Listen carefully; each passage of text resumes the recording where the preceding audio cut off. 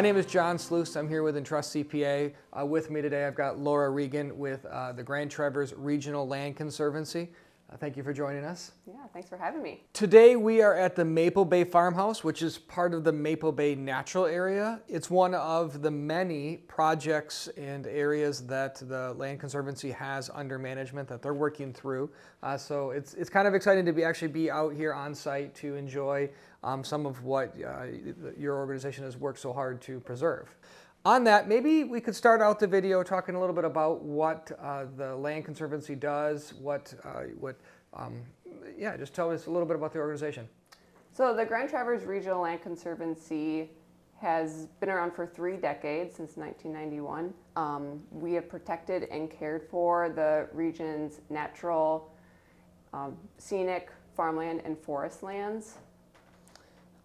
With the support of our individual donors, volunteers, partnerships between our local, state, and federal agencies, we've protected over 46,000 acres and over 150 miles of shoreline in our 5-county service area, which includes Antrim, Benzie, Grand Traverse, Kalkaska, and Manistee counties. So we are an accredited land trust by the Land Trust Alliance. We are a 501(c), and we have our own bylaws, board, staff, and policies that we abide by. Thank you for that introduction there and about the organization. And why we've asked Laura to be here and through this video here is to talk a little bit about land easements, which is a specific type of a donation. You know, so from the last intro video that we talked about, there are certainly, we could do straight donations, and I'm sure Laura would tell you that the Land Conservancy will take any of these, whether it's the straight donation, the stock gifting, even more fun things like life estates and otherwise. And in fact, they've got full-time individuals there at the organization that will certainly would love to have the opportunity to talk with you on some of those. But specifically what we're talking about today is the donation of easements and what that all means. And that's a particular kind of a donation. And I'm sure Laura and everyone there at the Conservancy can go and we'll talk a lot about non-tax related items as it relates to the easement, and we'll hit a few of them today. But what we're focusing today is on the tax ramifications of what they are and why we're even talking about, as an accounting firm, why we even have Laura here, right? So, to maybe to jump onto that a little bit, can you talk to me a little bit about easements and what that means? I mean, you said you had, was it 400,000 acres? Yeah, 46,000 acres. Some of those are in public land, but a lot of that is in private land. Okay. And we protect private land through a voluntary agreement between the Conservancy and the landowner, and that document is called a conservation easement. So what you're saying there is the Conservancy does own some land outright, correct? But most of what they own is an easement, right? So the end owner doesn't donate the land they have, they donate an easement on that. Can you describe that a little bit? Yeah, sure. So the conservation easement, it remains in private land ownership. So like I mentioned, it's a legal agreement. It's permanent and it's perpetual. So once in place, it does run with the land. It's attached to the deed. It restricts certain uses of the property in order to protect certain conservation values found on the property. Conservation easements protect a wide variety of lands, including farmland, working forest lands, natural habitat and wildlife habitat, scenic lands, and lands that have significant water features on them. Okay. And so again, what's happening here is when someone decides to donate an easement, they're not donating the full cost of the land. The title actually doesn't transfer of the land.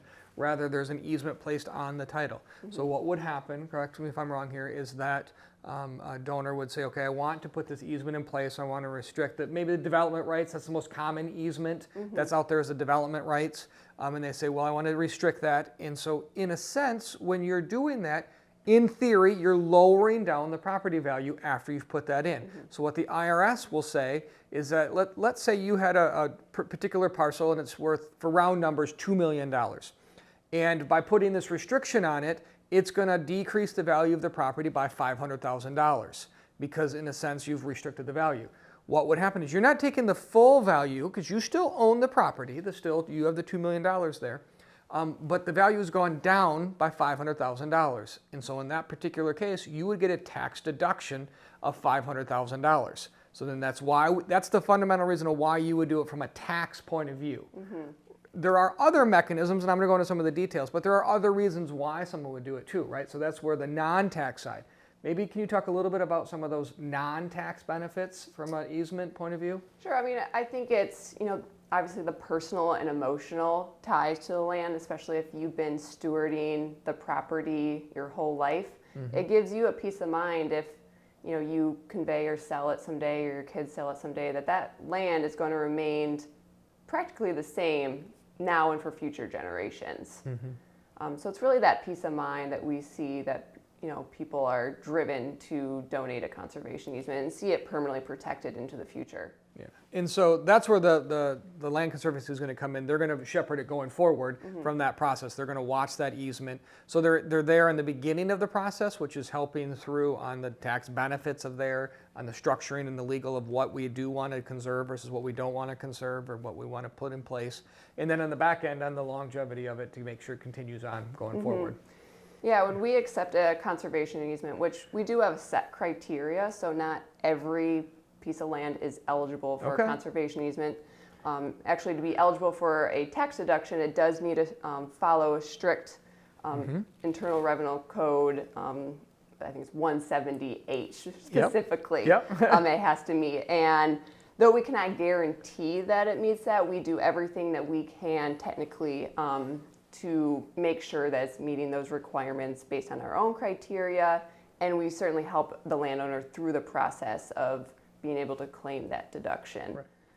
And what you're alluding to there's certain criteria that you have to have, which is you have to get a fair market value appraisal, and you can't be to a related entity, which that's why you would do it to the Conservancy. In theory, they're not related. You have to show the values that are decreasing. There are other items that have to go into place. You have to give up certain rights from a permanent point of view. Lots of different requirements that are there, and a little bit beyond the scope of this video, but understand what we're talking about here is a more advanced tax planning strategy, right? So it's going to be one of those where it's not just a straight cash donation that we're doing, or even a stock sale. We're donating these developmental rights. So there is a little bit of the cost benefit consideration you have to do there, and I think that's where you were talking a little bit about there are thresholds, if you will. So we're not talking about the $3,000 piece of property that's next to you that you happen to have a little bit of extra land that you want to do this for. But this is for something that's going to have preservation rights. Like you've mentioned water frontage, that's a key one. View rights, maybe farmlands, otherwise. Yeah, and the value is definitely going to be affected by certain restrictions that are on the property. Every conservation easement is tailored to the individual property and to meet landowner needs. So not one conservation easement is the same because every property is unique and conservation values differ. So the more restrictive a property is, say, the less future development or less subdivision of the property into the future, the more, the conservation easement is going to be. The value is going to change. Yeah, right. But if you retain more rights, such as the ability to build a future home on it or something like that, the value is going to be a little less on that conservation easement. Right. So I'll say that again. One that we've done several of these that we've worked through the Land Conservancy on, and they range from what the end donor wants to put in. Some of them is, nope, I want to restrict everything. We're not going to do anything to it. Others are, well, you know what? I want to conserve one particular parcel that's in there so I can put a house in the middle of it and still have that view, but preserve all around. Well, when you do that, the less restrictive you are, the more retained value there is, right? So if you're taking away all the rights to develop, it's going to have a very different scenario than if you can retain everything but a 1 acre parcel in the middle, which effectively ends up at more or less the same spot anyway. Now what you're doing in that case is you're preserving it from having a development, which may have 30 particular spots, and limited it to 1, let's say. But again, that's going to be less impact than if you were to totally revalue it. So again, where the IRS, what they're going to say is they're going to come in and you're going to get an appraisal before and after, right? So the before appraisal says it's worth, again, going back to my example, $2 million, and after the restriction it's worth $1.5 million. The donation value is that difference. That particular example, let's say maybe that was where you carved out a particular spot for a house. Whereas if you didn't carve out a spot, well, now it's only worth $1.2 million. So the donation was $800,000 in that case. So there is some flexibility on what you do. Because I mean, I've seen some where they've talked about, well, you could have a cottage and you can take away 200 view frontage feet and otherwise, or you can't put a trail or otherwise. I mean, you've probably seen all across the board on different things. Yeah, exactly, and that's where the negotiation factor comes in between the landowner and us. I mean, that's kind of what probably takes the most time, is just figuring out those type of details, and it's really to meet, again, the landowner needs, but also to meet our criteria and still protect the conservation values and the purposes of the conservation easement. I naturally tend to focus on the tax side of these things, but what you were saying beforehand and what others need to hear is there's so much more than just that tax side, right? There's the fundamental reason of why you want to do it, and it's the longevity that they're looking for and other sentimental reasons that are there. Sure, So. and especially with farmland up here, we're seeing it really be used as a succession tool. With rising land values, it's really hard for a new or beginning farmer to come in and purchase farmland. So we're working with area farmers to usually purchase a conservation easement, but usually it's a combination of a purchase and a donation, which we call a bargain sale. So they're able to capture a donation, but still get some cash out of it as well, so they can use it for retirement or reinvest in the farming operation. And then it becomes more affordable for that next generation to purchase the property. Thank you for bringing that up, because I think that's a great point in that it's a generational topic here. And so within that, there's both the affordability, there's also utilizing higher tax brackets in the older generation versus the newer generation, so keeping that in mind. So there's a lot that goes into one of these decisions. Yeah. Which brings me to one of the takeaways that I'd want for you as you're listening to this video is timing on this. My guess from this discussion, and this is a leading question, but this is probably not something that we're going to do between now and the end of the year, correct? We can. Can We've you done really? it before. Wow, that's impressive. And like I said, every easement project is unique and different, and it can really depend on landowner motivation, having clean title to the property. So there are things that affect that, because if there's a mortgage on the property or your minerals are severed or something like that, it's going to take us more time to figure out that title. Realistically, I mean, I don't want to if it's everything clean and straightforward, I mean, we can maybe get it done in 3 months, but 6 months to a year, if not longer, especially if there's any fundraising needs, if it's a bargain sale type transaction, they can take some time. Right. I was going to say, with my involvement, is typically between 1 year to 2 years. Right. That's what I would see from the time that you start, and that's even from when they get involved, right? Yeah. So as I've observed it, this is something that you may be thinking about well in advance before even talking to Land Conservancy, deciding whether you want to do this from a generational point of view or from a sales point of view. And so as you look at it, this is not something, in all practical purposes, you should be thinking about between now and the end of the year. This is really something that you need to be thinking about maybe for next year or the following years, and really looking forward to through this process, because again, this is a permanent thing. That's one of the key items from an IRS point of view. This is not just a short-term thing. This is a permanent thing, or a longevity point of view. Yeah, and those like you said, restrictions are permanent. So you want to discuss, with your family and think about future uses, which is tough, especially with our working land easements. Things evolve and change, especially when there's a business tied to it. So that's why we really try to stay flexible and work with the landowner on what their needs are. So yeah, timing can really vary between that. So what are some advantages specifically for the Grand Traverse Regional Land Conservancy, right? So what are some advantages there that you see? It's really to meet our goals and our mission of protecting significant natural and farmlands in this region. We really emphasize protecting large blocks of protected land, protecting water quality. So those are all things that we are looking for when we're choosing a property or accepting a conservation easement on a property. And you have a full-time staff of teams that you were mentioning before the video here, that there's 2 people that work after this. So it's not just a process of doing the actual donation.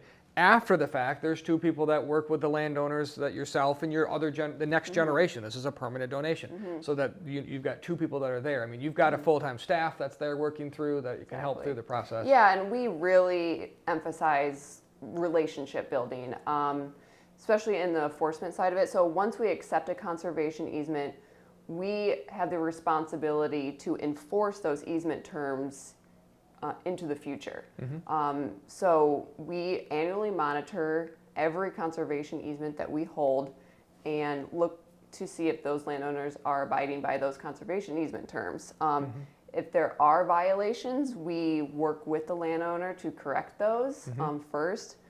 You know, if necessary, we might have to take legal action, but I can say in our 30 years, we've been very successful on avoiding that. Right. And that's because we have great relationships with our landowners and always keep an open, communication with them. Right, and what you're referring to there is as a donor, you are putting a stipulation on. And so if I've observed them, is again, as a donor, you put the restrictions on, and then maybe the second or third generation that comes in are the ones that you're more really saying is no, the original donor, you that are listening to this video, this is what they wanted, this is the intent.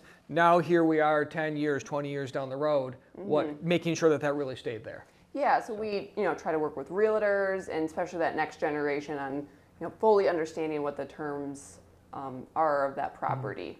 And just to be proactive to avoid any future violations. Right.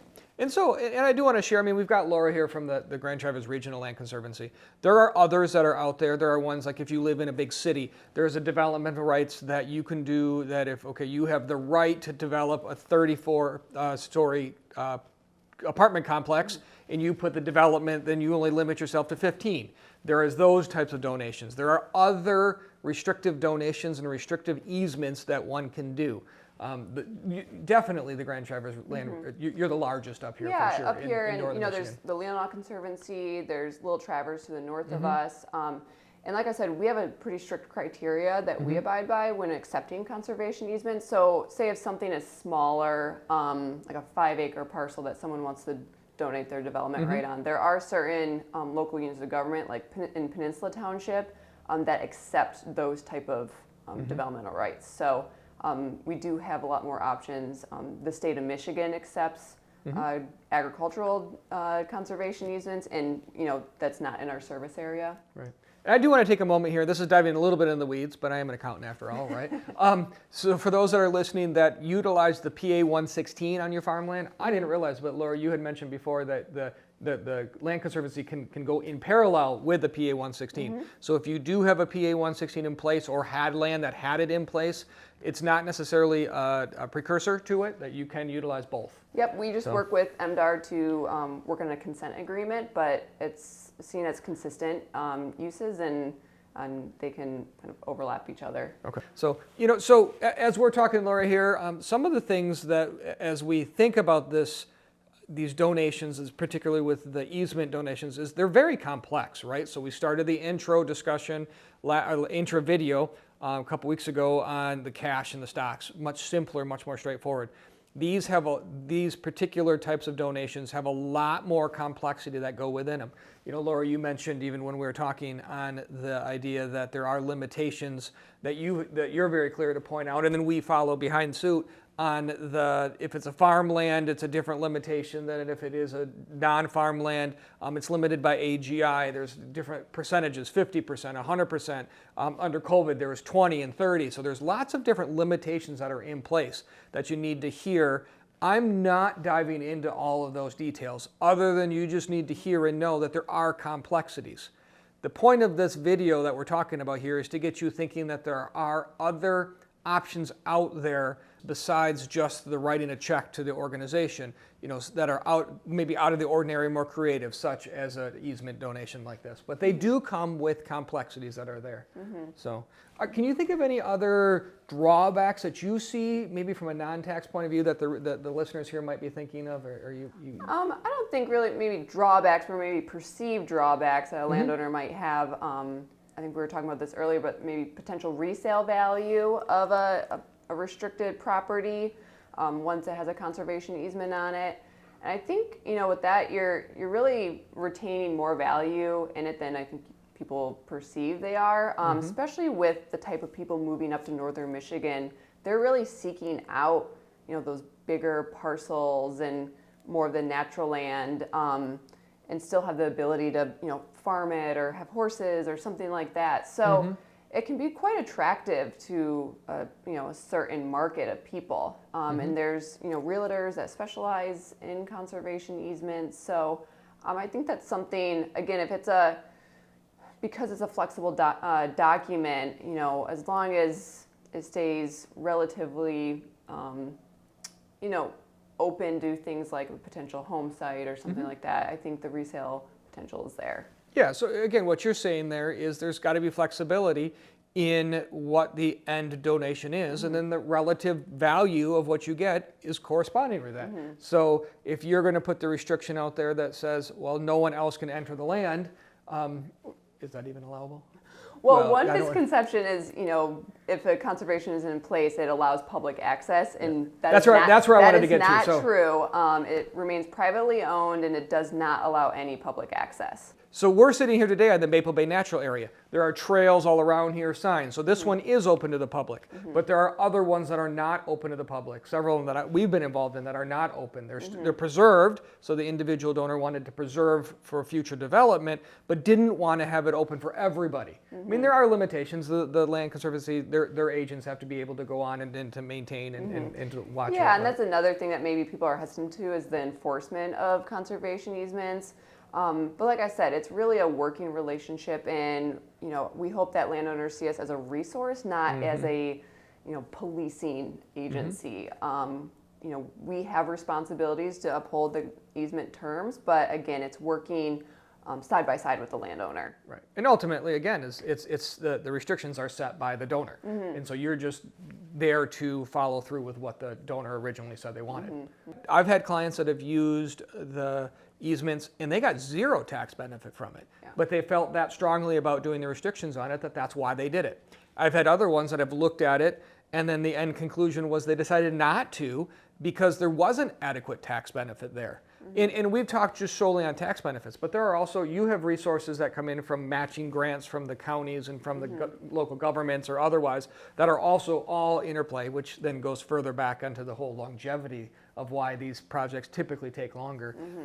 But the point being here is that we're not diving into all of the details that it relates to from the tax point of view that goes into it, nor are we diving into the title searches and otherwise. So other than knowing that it is a complicated item, but it's one that I think many individuals feel very important for. I mean, that's most individuals who we're talking to right now live in northern Michigan or live in an area here where we do want to preserve this. This is very important for us, and so it is more often than not, and I say this on a regular basis, don't let the tax make the decision.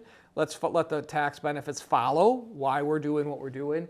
But because it certainly is a big benefit. Again, so I've been using this typical example here of a $2 million and then we get the benefit, and I'm going to round more realistically of $1 million off of that. I mean, $1 million, that has the potential to be fairly significant from a tax point of view. You know your tax rates, right? We talk about that a lot, of knowing your tax rates. So if you saved $1 million, if you do the math on what that could save you in taxes. It's a big number, and it's a big part of it. So thank you for joining us. We greatly appreciate you listening to this. Thank you, Laura, for being here. If you have questions on this, either from a tax point of view or from a procedural point of view, both of us are available. We're here. We definitely want to talk through these. So we've got other videos coming on creative ways to give charitably here, whether it's before the end of the year or in the long-range plan. So make sure that you join us for those videos as well.